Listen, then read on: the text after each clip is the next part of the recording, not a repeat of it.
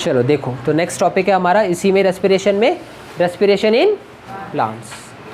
अब प्लांट्स भी ब्रीथ करते हैं, वो भी तो लिविंग है, तो हमारी तरह वो भी ब्रीथ करते हैं, वो भी रेस्पिरेशन शो करते हैं, है ना।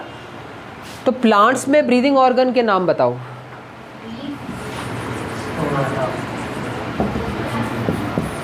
प्लांट्स में कौन से रेस्पिरेटरी ऑर्गन है? अभी किसी ने कहा था स्टोमेटा, है ना, जो सबको पता है, टॉपिक भी किया था हमने। स्टोमेटा कहाँ प्रेजेंट होता है?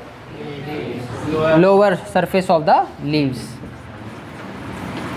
है ना, लीफ में प्रेजेंट होता है, जनरली लोअर साइड में, नीचे की तरफ, लोअर एपिडर्मिस, ठीक है।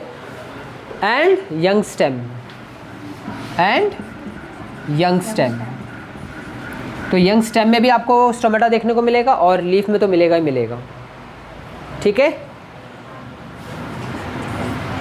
सेकेंड स्ट्रक्चर बस खाली स्टोमेटा ही है, और कहाँ से लेते हैं प्लांट्स ब्रीथ करते हैं?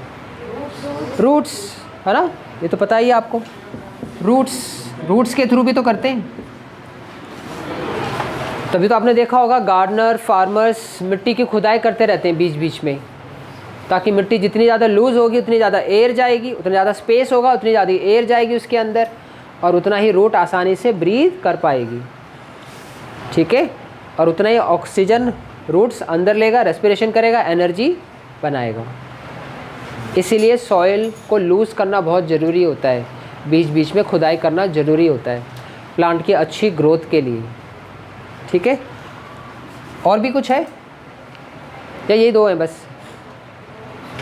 एक और है अभी, पता है किसी को नाम इनके अलावा? लेंटिसेल्स, क्या बोलते हैं? लेंटिसेल्स, ये लेंस शेप के होते हैं, इसलिए इनका नाम लेंटिसेल्स रखा हुआ है, लेंस शेप्ड। तो ये लेंस शेप के होते हैं, लेकिन कहाँ होते हैं ये? वुडी प्लांट्स, वुडी स्टेम में, ओल्ड स्टेम में, जो स्टेम तने बन जाते हैं, बड़े बड़े हो जाते हैं, है ना, जिनमें से पपड़ी निकलती है, बार्क निकलती है, यंग स्टेम में थोड़ी निकलती है। तो वुडी स्टेम में आपको देखने को मिलेगा woody stem, woody stem. Stomata की तरह ही ओपनिंग होती है, ये लार्ज ओपनिंग होती है। स्टोमेटा तो टाइनी ओपनिंग्स होती है ना लीफ में, जबकि ये लार्ज ओपनिंग होती है, स्टोमेटा की तरह ही ओपनिंग होती है ये भी, लेकिन वुडी स्टेम में मिलेगा आपको ये, यंग स्टेम में और कहीं नहीं मिलेगा आपको। लेंटिसेल्स, वुडी स्टेम या ओल्ड स्टेम, है ना। तो ये तीन मेन स्ट्रक्चर है, रेस्पिरेटरी स्ट्रक्चर इन प्लांट्स। तो अब आप देख सकते हो कि प्लांट का हर एक पार्ट अपनी केयर खुद कर रहा है रेस्पिरेशन के लिए, है ना। हमारी तरह कोई एक स्पेशलाइज स्ट्रक्चर नहीं है प्लांट में, जैसे हमारे में सिर्फ लंग्स है, ऐसा प्लांट में नहीं है। उनमें तो तीन अलग अलग तरह के स्ट्रक्चर्स हैं, लोकेशन भी अलग अलग है, ठीक है, क्लियर, आ गया समझ में। नेक्स्ट, अब जो देखो, फोटोसिंथेसिस और रेस्पिरेशन, यहीं पे दोनों में गैसेस एक्सचेंज होती है ना। तो एनसीईआरटी लिखता है कि factors which are necessary is depend on two factors. तो वो दो फैक्टर कौन से? एक तो एटमॉस्फेयर, एनवायरमेंटल फैक्टर, तो ठीक है, देखो ये लिखा हुआ है, अंडरलाइन कर लेना। The direction of diffusion depend on the environmental condition and requirement of the plant, कि एयर मूव कहाँ से कहाँ करेगी, मतलब ऑक्सीजन कार्बन डाइऑक्साइड कहाँ से कहाँ मूव करेगा। सो जो डिफ्यूजन की डायरेक्शन है, डिफ्यूजन डायरेक्शन, ये एग्जाम में आया हुआ है, दो फैक्टर पे डिपेंड करती है। Diffusion direction depends on two factors. पहला है एनवायरमेंटल कंडीशन,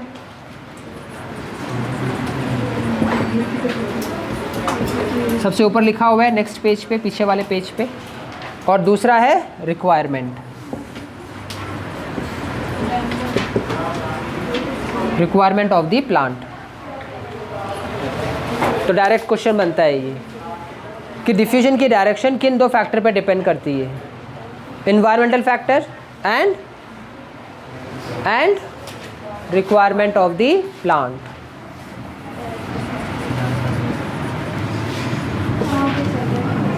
मिल गया है ना,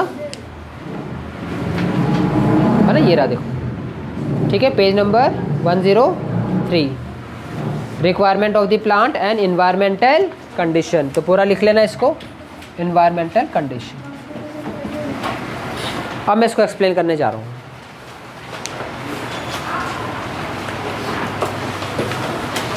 इन्वायरमेंटल कंडीशन, जैसे कि इसी के नीचे एक्सप्लेनेशन भी दिया हुआ है।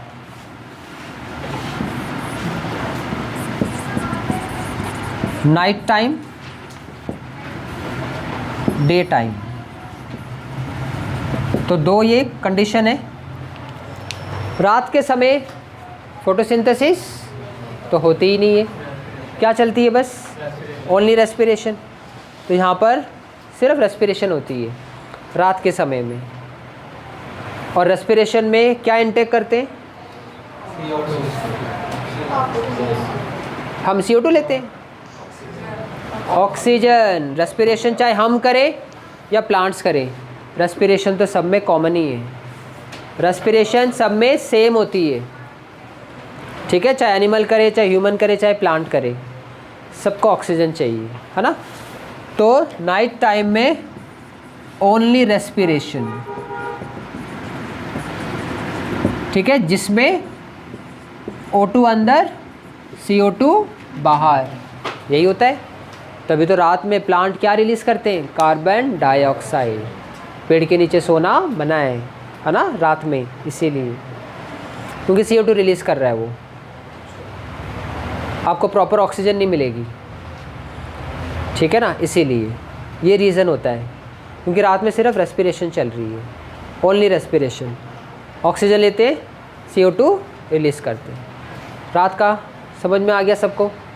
अब दिन में देखो, दिन में मेजर मैकेनिज्म कौन सा चल रहा है दिन के समय, रेस्पिरेशन की फोटोसिंथेसिस। और रेस्पिरेशन नहीं, दिन में हो रहा है कि नहीं हो रहा, हो रहा है, क्योंकि रेस्पिरेशन तो 24 घंटे चलता है ना। लेकिन दिन के समय क्योंकि फोटोसिंथेसिस की रेट हायर होती है कंपेयर टू रेस्पिरेशन, तो दिन के समय फोटोसिंथेसिस,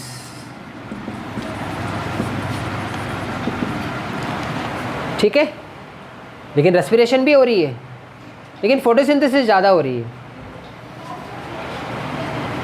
अब दिन में रेस्पिरेशन भी हो रही है, तो रेस्पिरेशन में O2 तो अंदर जा रही है, ये रेस्पिरेशन लिख दिया मैंने यहाँ पे, ठीक है। रिलीज़ क्या कर रहा है ना, यही तो हो रहा है रेस्पिरेशन में, जो रात में हो रहा था वही दिन में भी हो रहा है। अच्छा, रिलीज़ क्या हो रही है, और फोटोसिंथेसिस में क्या चाहिए, CO2, और रिलीज़ क्या कर रहा है ना, यही तो हो रहा है। तो रेस्पिरेशन में जो CO2 रिलीज़ होती है वो फोटोसिंथेसिस में यूज़ हो जाती है। देखो, सेल के अंदर जो CO2 बनी रेस्पिरेशन में, वो फोटोसिंथेसिस ने ले ली, वो फोटोसिंथेसिस प्रोसेस में चली गई, और वहाँ से फिर ऑक्सीजन रिलीज़ हुई, और ये ऑक्सीजन रेस्पिरेशन में यूज़ हो गई, जितनी ऑक्सीजन लगनी थी। एक्स्ट्रा ऑक्सीजन एटमॉस्फेयर में चली गई, एयर में रिलीज़ कर दी। तभी तो हम कहते हैं कि प्लांट CO2 लेते हैं और ऑक्सीजन रिलीज़ करते हैं, तभी तो प्लांट लगाते हैं, है ना, ज़्यादा से ज़्यादा प्लांट लगाने को कहते हैं, इसीलिए। अब ध्यान से समझना है दोबारा से, रात वाला तो आसान है क्योंकि एक ही प्रोसेस हो रही है, रेस्पिरेशन, O2 ली, CO2 रिलीज़ की। दिन में थोड़ा सा कॉम्प्लेक्स है क्योंकि दो प्रोसेस चल रही है, रेस्पिरेशन भी चल रही है, साथ साथ फोटोसिंथेसिस भी चल रही है। रेस्पिरेशन में O2 ले रहा है, CO2 रिलीज़ कर रहा है, CO2 फोटोसिंथेसिस में लग जाएगी, और फिर वहाँ से ऑक्सीजन रिलीज़ होगी। जितनी ऑक्सीजन चाहिए होगी रेस्पिरेशन में वो यूज़ कर लेगा, एक्स्ट्रा ऑक्सीजन को रिलीज़ कर देगा। आ गया समझ में? ठीक है। अब क्योंकि रेस्पिरेशन में देखो एनर्जी किसको ज़्यादा चाहिए, प्लांट्स को चाहिए कि एनिमल्स को चाहिए? क्यों?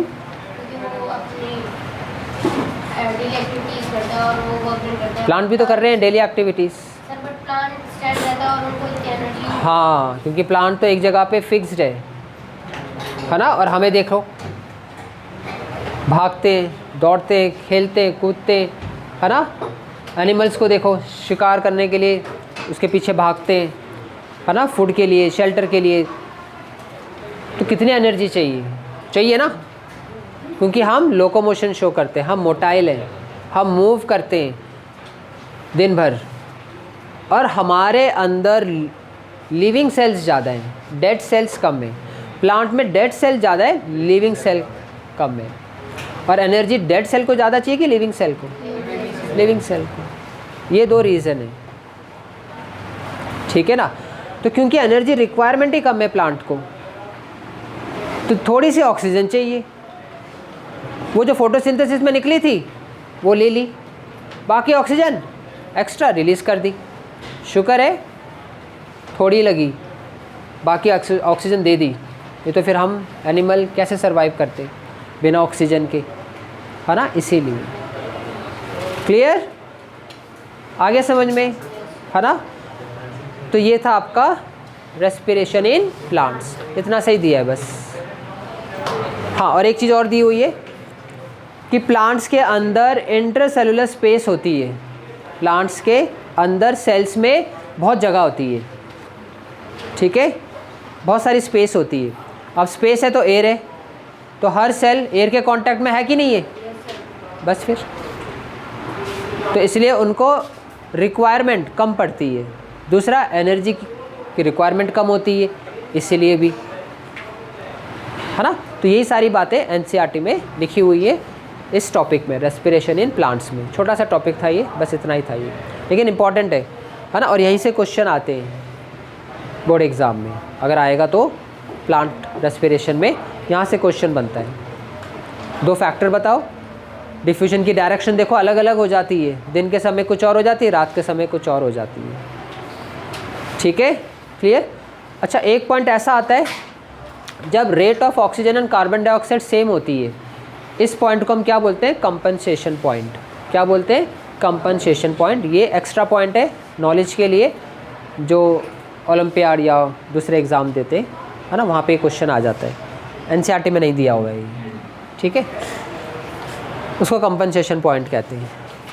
और ये तब होता है अर्ली मॉर्निंग, और जब सन छिप रहा होता है तो फोटोसिंथेसिस घट रही होती है, रेस्पिरेशन बढ़ रही होती है, क्योंकि रात में तो फिर शाम को तो फिर फोटोसिंथेसिस तो ख़त्म ही हो जाती है। तो ये था हमारा टॉपिक रेस्पिरेशन इन प्लांट।